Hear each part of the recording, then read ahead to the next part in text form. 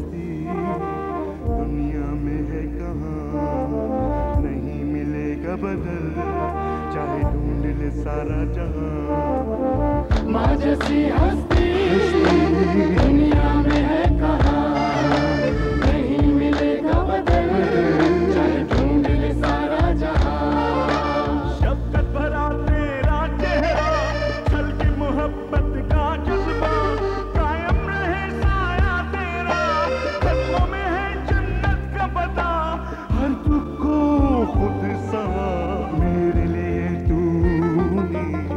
माँ जैसी हस्ती दुनिया में है कहाँ, नहीं मिलेगा बदल चाहे ढूंढ ले सारा जहां।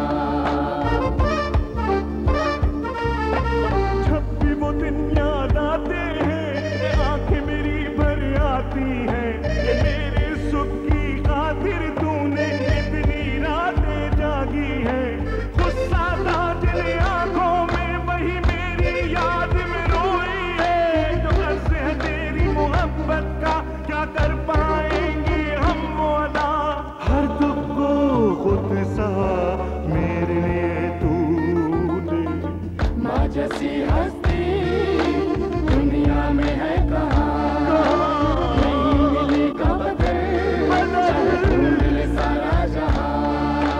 शफ़क़त भरा तेरा चेहरा, छलके मोहब्बत का जज्बा, कायम रहे साया तेरा, कदमों में है जन्नत का पता। हर दुख को खुद सहा मेरे लिए तू। माँ के नाम, ये कामयाबियाँ इज़्ज़त ये नाम तुमसे है। ए मेरी माँ मेरा सारा मकाम तुमसे है। तुम्हारे दम से है मेरे लहू में खिलते गुलाब, मेरे वजूद का सारा निज़ाम तुमसे है।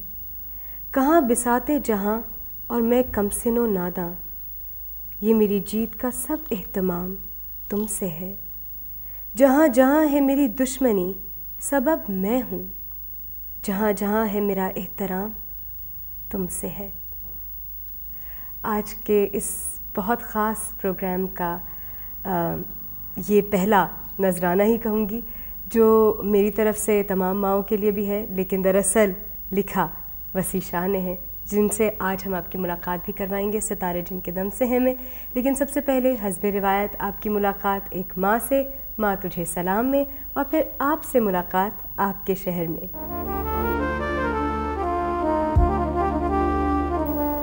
आज माँ तुझे सलाम में हम आपकी मुलाकात कमल की वालदा से करवा रहे हैं, और कमल हमें लिखती हैं कि मेरी अम्मी मुनव्वर बीबी की शादी 1978 में हुई।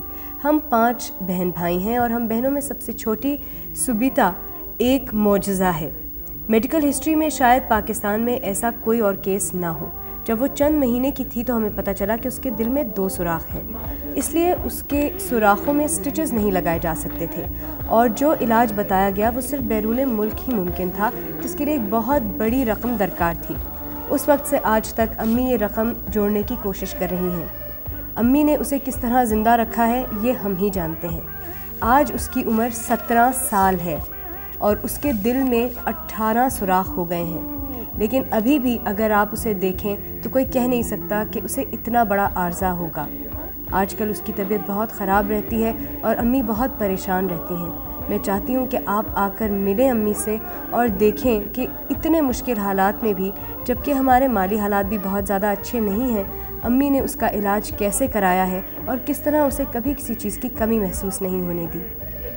कमल, हम आपसे और आपकी वालदा से मिलने आज आपके घर आ रहे हैं। अस्सलाम वालेकुम। कैसी हैं आप? अल्लाह का शुक्र, ठीक ठाक। अच्छा, हमें सबीता के घर जाना है। मेरी छोटी सिस्टर, मैंने आपको ख़त लिखा था। आपने लिखा? आप कमल हैं?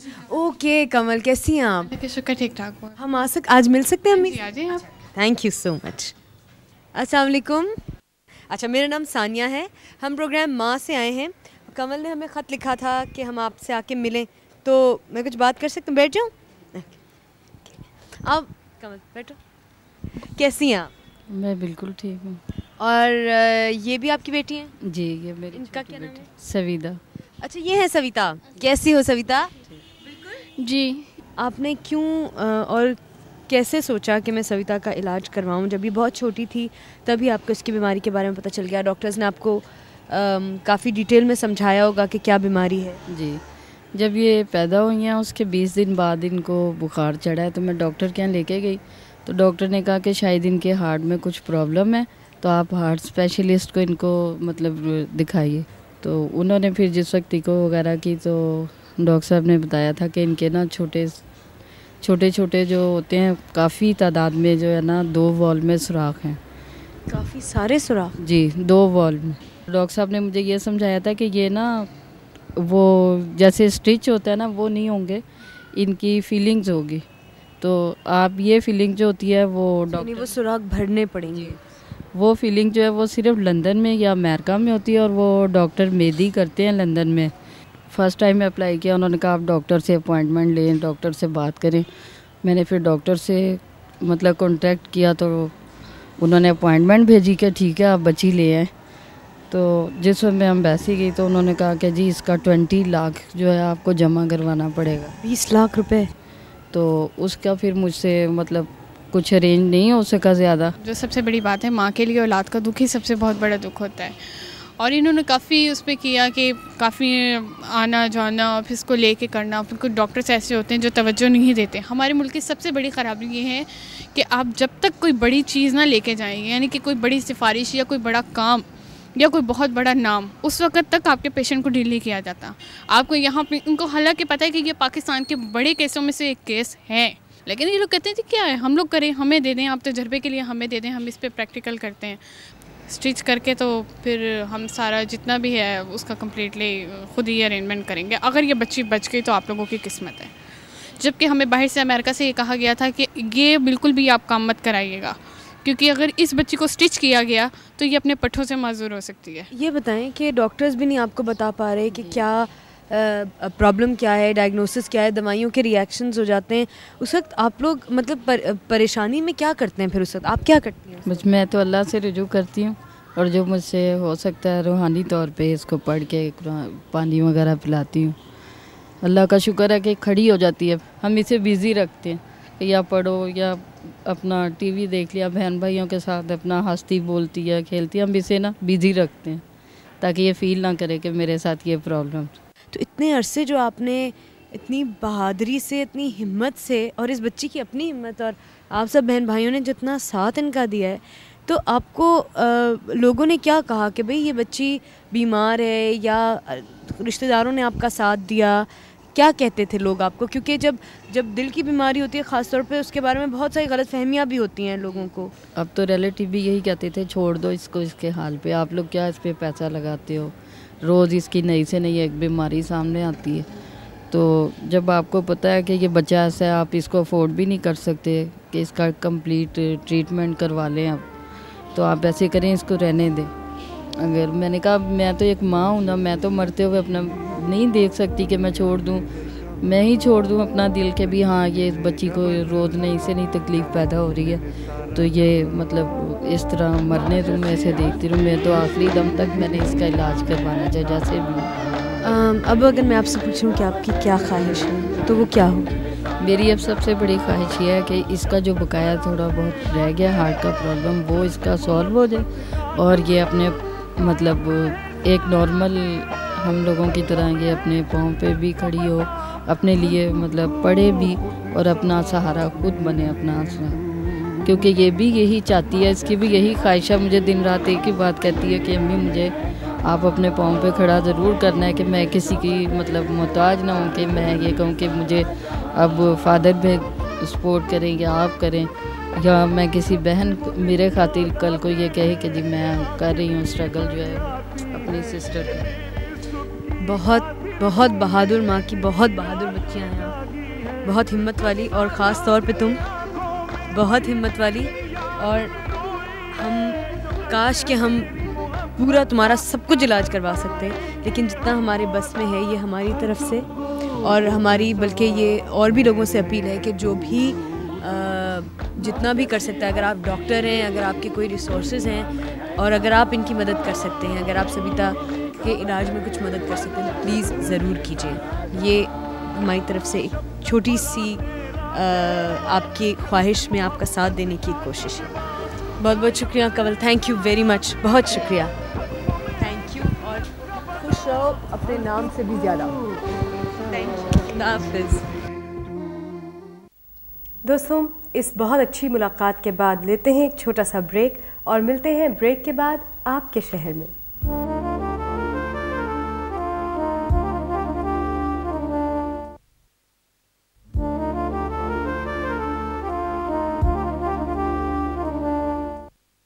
मैं इस वक्त खड़ी हूँ आबिद मजीद रोड रावलपिंडी पे, और रावलपिंडी के बारे में आपसे क्या कहूँ, ज़्यादातर लोग तो जानते ही हैं रावलपिंडी के बारे में। इस्लामाबाद की सिस्टर सिटी है, इस्लामाबाद से बहुत ज़्यादा पुरानी सिटी है और बहुत बड़ी भी है। मेरे उल्टे हाथ पर है मिलिट्री हॉस्पिटल, जो मेरा ख्याल में मुल्क का सबसे बड़ा और सेंट्रलाइज्ड मिलिट्री हॉस्पिटल है, और मेरे पीछे ये है आर्मी मेडिकल कॉलेज, जो कि बहुत मशहूर कॉलेज है। FG डिग्री कॉलेज भी इसी रोड पे है, और इसी रोड पे बहुत सारे और स्कूल्स और तालीमी इदारे भी हैं। वैसे पिंडी में पोटोहारी ज़बान बोली जाती है, और यहाँ पे एक बहुत पुराना और एशिया का सबसे लंबा बाज़ार है जिसे टेंच भाटा कहते हैं। मैंने बहुत लोगों से पूछा टेंच भाटा का क्या मतलब है, उन्हें नहीं पता था। जो भी हो, लेकिन बहरहाल we have the oldest and the longest bazaar in Asia. आइए मिलते हैं आज पिंडी शहर की माओं से और देखते हैं कि वो कैसे अपने ख़ानदान की शान बढ़ा रही हैं, कैसे तारीफ पा रही हैं।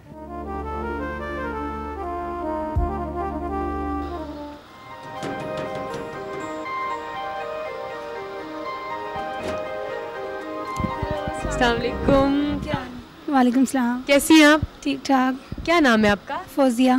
फौजिया, और वो कौन है? You're a beautiful looking girl। कैसी हो भाई? ठीक हो? जबरदस्त लग रही हो तुम। Thank you. और क्या जबरदस्त बुंदे पहने हुए तुमने। Thank you. क्या करते हो आप? मैं पढ़ती हूँ, स्टूडेंट हूँ 5 क्लास की। आपकी अम्मी से कितनी दोस्ती? बहुत ज़्यादा है, मैं अम्मी से बहुत ज़्यादा प्यार करती हूँ, और मैंने कभी उनसे इतना नहीं कहा, लेकिन आज मैं उनसे कहती हूँ कि I love my mother. Oh wow, that's so sweet. Thank you very much, and I am sure अगर आपकी अम्मी देख रही होंगी तो बहुत खुश होंगी और बहुत अच्छा लगेगा उन्हें ये सुन के। और अम्मी को कभी कभी बताते रहना चाहिए कि वी रियली लव हर, है ना। और ये लो खाला, तुम्हारे लिए छोटा सा तोहफा।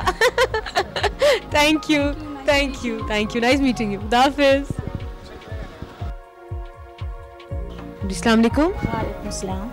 हम प्रोग्राम माँ की तरफ से आए हैं। अच्छा जी। आपसे कुछ बात कर सकते हैं थोड़ी सी? हाँ जी। थोड़ा सा बाहर आ सकती हैं आप? हाँ जी, थैंक यू।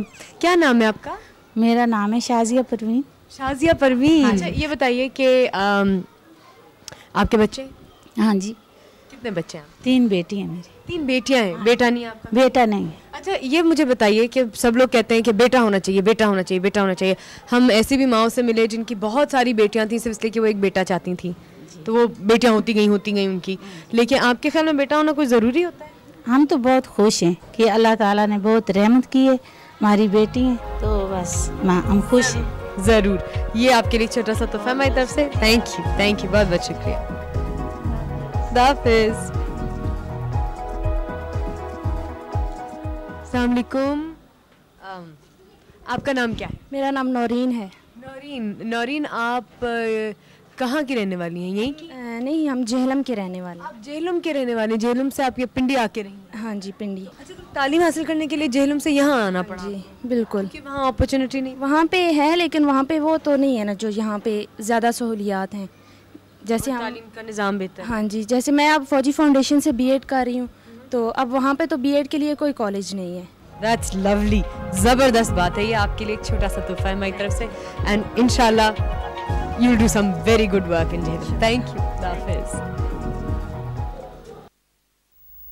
दोस्तों, अब वक्त हुआ है एक ब्रेक का, लेकिन ब्रेक के बाद प्लीज़ डू कम बैक, क्योंकि हम आपकी मुलाकात करवा रहे हैं प्ले राइट और शायर वसी शाह से। और अगर आपको याद हो तो आपने एक ड्रामा सीरियल देखा था आहन, वसी शाह ने लिखा था। So please don't miss this interview.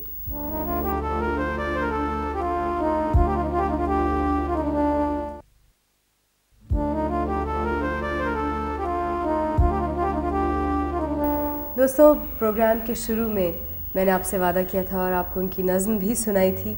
अब वक्त आ गया है कि मैं आपकी मुलाकात भी करवा दूं वसी शाह से। अस्सलाम वालेकुम सलाम सानिया, कैसे हैं आप? अल्हम्दुलिल्लाह। थैंक यू वेरी मच कि आप हमारे प्रोग्राम में thank you for inviting me here.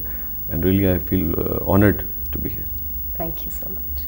अच्छा, वैसे आपसे तो बात करना बिल्कुल भी दुश्वार नहीं है, you are a man of words, और आप यकीनन मुझसे ज़्यादा अच्छा बोलेंगे। लेकिन आपके आगे मेरे सारे लफ्ज़ जो हैं वो बंधे बंधे नज़र आ रहे हैं। अच्छा, वैसे ये बताइए कि आपका बचपन कैसा था, वालदा वालिद कुछ याद है आपको? मुझे अपने वालिद बिल्कुल याद हैं, लेकिन मैं असल में मेरा बचपन अच्छा था। उसकी वजह ये थी कि मेरे हिस्से की जितनी भी छाँव थी वो मेरी माँ ने अपने सर ले ली थी। But this is the reason, मैं 8-8.5 साल का था जब मेरे फादर की डेथ हो गई थी। My mother was young educated women, working women थी, कराची से गई थी और सरगोदा में उनकी शादी हुई थी, एक मज़ाफ़ात सरगोदा, एक बिल्कुल छोटा सा था। और मैं एक उनका बेटा था, लेकिन उन्होंने ये सोचा कि मुझे मतलब अपने हिस्से की जितनी भी खुशियाँ हैं, अपनी जवानी जितनी भी है, उन्होंने वो सिर्फ मेरी तरबियत पे और तालीम पे। और सो मेरा बचपन तो अच्छा गुजरा है, लेकिन जो उनके साथ ऑफ कोर्स अपनी उनकी तस्कीन, बस यही क्या। वैसे ऐसा लगता है कि आपको इस बात का एहसास है कि उनका जो वो वक्त था, वो जो टाइम पीरियड था, वो मुश्किल में गुजरा है, ऐसा लगता है कि मुझे आपको एहसास है इस बात का? मुझे सानिया मतलब मुझे असल में मुझे लगता है कि उन्होंने मेरे लिए इतना किया। मैं तो उनकी तस्वीरें देखता हूँ जब, और अभी मुझे उनको देख के अंदाज़ा होता है, यकीन जाने मैं अगर उस वक्त किसी काबिल होता तो मैं उनसे कहता कि वो शादी कर लेती। आप उनसे कहते? मैं बिल्कुल उनसे ये कहता, इसलिए कि तमाम तर सेक्रीफाइस करने के बाद एक पहाड़ जैसी ज़िंदगी, आज इस बात को 82 और 20 बरस गुजर गए हैं। 20 बरस के बाद एक प्रोडक्ट तैयार हुई है, मैं आ गया, चले मैं जिस जगह भी हूँ, लेकिन I can't repay that time, वो वक्त, वो खुशियाँ, वो मोमेंट जो ज़िंदगी के उन्हें मिलने चाहिए थे, और जो वो आराम से कहीं भी उन्हें वो कर सकती थी। लेकिन सिर्फ इसलिए कि एक बच्चा जो है 7-8 साल का, जिसको मैंने जन्म दिया है, वो ये हो जाए, होता है कि जी अच्छा जी दूसरी शादी कर लेंगे तो जी रुल जाएगा और ये हो जाएगा, वो सिर्फ इस उसकी। अच्छा, लेकिन ये क्या वजह है? सब बेटे इस तरह नहीं महसूस करते जो आपने अपनी माँ की तन्हाई या तकलीफ़ महसूस की। क्या वजह थी कि आपने वो महसूस की? आप शुरू से सेंसिटिव हैं, शुरू से शायरी करते हैं। बल्कि मैं तो ये समझता हूँ, सानिया यकीन करें कि मैं शायद इतना सेंसिटिव भी नहीं था, मैं बहुत चीटर किस्म का आदमी था। मुझे याद है मेरी मदर बहुत सख्त औरत थी तरबियत के मामले में। हाँ, मतलब उन लोगों में से कि अगर आपका बच्चा कहीं गलती से कोई गाली दे दे या बुरा वो लफ्ज़ निकाल दे तो ये फिक्र नहीं करेंगी कि तोतला हो जाएगा, वो फ़ौरन वो तीली लगा के और ज़ुबान पे रख देंगी। इस तरह की वो औरत थी, एक औलाद के बावजूद। तो मेरी जो सेंसिटिविटी भी है वो भी वहीं कहीं से, इसी उससे कहीं से निकली है। ये भी उन्हीं की सेक्रीफाइस की देन है एक्चुअली, वरना मैं इतना चीटर आदमी था। मैं आप पहली बार कन्फेस कर रहा हूँ, मैंने अम्मी को भी कभी नहीं बताया कि बहुत मारा करती थी। अब्बू की डेथ के बाद एक मरतबा ये हुआ कि इन्होंने मुझे मारा, मुझे अच्छी तरह याद है, इन्होंने मुझे मारा और उसके बाद मतलब बिल्कुल ब्रेक हो गई, बुरी तरह से उन्होंने मुझे गले लगाया और वो रोई। मैं उस वक्त छोटा सा था। आप अंदाज़ा कीजिए कि मैं उस वक्त, मुझे आज भी वो मोमेंट याद है, जैसे फ्लैश आता है ना और एकदम से फ्लैशबैक आ जाता है। मैं इतना चीटर था कि मैं ये सोच रहा था कि अब मम्मी मुझे आइंदा नहीं मारा करेंगी कभी भी, मतलब इतना मैं वो था। लेकिन उसके बाद फिर लाज़िम बात है, जो आप आगे बढ़ते हैं, जो शऊर आता है। सही। तो अच्छा, वैसे आज आपकी माँ क्या मानी रखती हैं आपके लिए? क्योंकि मुझे बड़ा खौफ है इस बात का कि मेरी बेगम नाराज़ हो जाएगी लेकिन सच ये है कि she is everything to me, she is just everything to. आप काफ़ी जितना आप करना चाहते हैं आप उतना कर पाते हैं? Never ever. मुझे प्रॉब्लम ये है ना, क्या कर सकते हैं? मुझे बताइए कि जी बाज़ लोग मैंने ऐसा कहा जी कि वो जी बड़ा खिदमत करते हैं जी अपनी माँ की, वो जी बड़ा अच्छा बेटा है जी। क्या अच्छा हो सकता है? जस्ट टेल मी, मुझे आप यहाँ साबित कीजिए कि क्या अच्छा हो सकता है। एक साहब जो थे वो, उन्होंने बैतुल्लाह का तवाफ़ अपनी माँ को अपने मोंढे पे बिठा के जलती हुई उस पर कराया। आका के पास आए, उन्होंने पूछा कि हुज़ूर सल्लल्लाहु अलैहि वसल्लम, मैंने इस तरह से अपनी माँ को तवाफ़ कराया है जलती हुई उस पर पत्थरों पे, और मैंने तवाफ़ करा, तो क्या मैंने अपनी माँ का हक़ अदा कर दिया? तो आपने फरमाया कि तेरी माँ ने तेरी पैदाइश पे जितने झटके लिए थे ना, उसमें से एक का भी हक़ अदा नहीं। तो बिल्कुल एक मेरे ख्याल में ये सवाल पूछना ही नहीं चाहिए कि आपने क्या रीपे किया कर सकते हैं। अच्छा, वैसे इस प्रोग्राम के तवस्सुत से कुछ कहना चाहें आप अपनी वालदा से?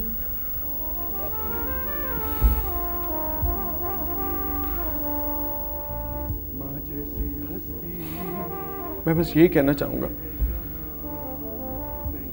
तमाम तरह उसके बावजूद मतलब मुझे खुशी होती कि अगर वो शादी कर लेती और मतलब वो भी खुश रहती। मतलब उन्होंने जो सेक्रीफाइस किया वो ठीक है अपनी जगह, लेकिन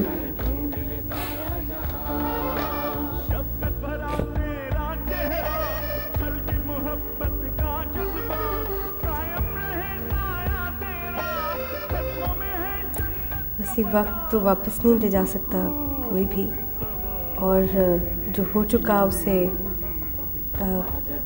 मोड़ा नहीं जा सकता। लेकिन आई एम श्योर जब वो आपको देखती होंगी और आपकी कामयाबियों को देखती होंगी और आपकी सलाहियतों को देखती होंगी और आपके एहसासात को देखती होंगी, तो उनके उन सालों की वो तकलीफ़ कम हो जाती होगी। आपने अपने दिल की ये बातें हमसे शेयर की, इसलिए आपका बहुत बहुत शुक्रिया। Thank you very much.